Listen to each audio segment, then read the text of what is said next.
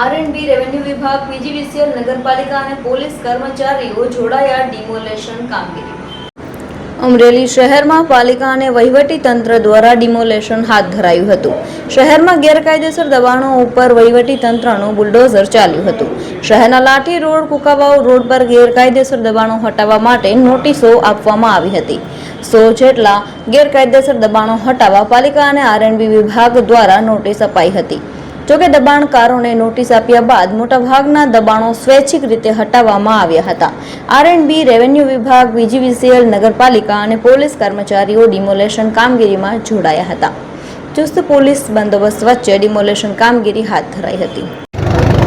આજે ડિમોલેશન અમરેલીમાં હાથ ધરવામાં આવ્યું, કયા કયા વિસ્તારોમાં કેટલું કરાયું? આજે અમરેલીના સેન્ટર પોઈન્ટથી રૂપમ ટોકીજના ઢાળથી લઈ અને ગઢની રાંગ સુધી અને ફરી વખત સેન્ટર પોઈન્ટથી લઈ અને લાઠી રોડ ઉપર બાયપાસ સુધીના જે તમામ આજુબાજુના વિસ્તારો છે એમાં દબાણદારો દ્વારા જે દબાણ કરવામાં આવેલ છે અને નગરપાલિકા અને રોડ એન્ડ બિલ્ડિંગ દ્વારા સંયુક્ત રીતે નોટિસ આપી અને હટાવવા માટે જાણ કરવામાં આવેલી હતી।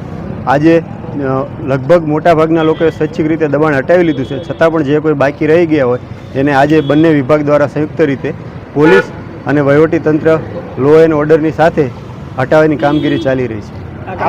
આ જ વિસ્તારમાં છે પહેલાં પણ ડિમોલેશન કરવામાં આવ્યું છે, ફરીવાર દબાણ થઈ ગયું છે, શું એ બાબતે નગરપાલિકા અને આર&બીને પણ આજે કડક રીતે સૂચના આપવામાં આવી છે કે દરેક અઠવાડિયે આ બાબતે એમના અધિકારીઓ દ્વારા જાત તપાસ કરવામાં આવે અને જે પણ દબાણ થાય તો એને તાત્કાલિક હટાવવામાં આવે। અન્ય વિસ્તારમાં પણ દબાણ છે એની ઉપર પણ કાર્યવાહી કરવામાં આવશે કે શું? ચોક્કસ આવશે। આ કામગીરી પૂર્ણ થાય એટલે બાયપાસનું કામગીરી શરૂ કરવામાં આવશે અને જે કંઈ દબાણદારો છે એને નોટિસ આપવામાં આવશે।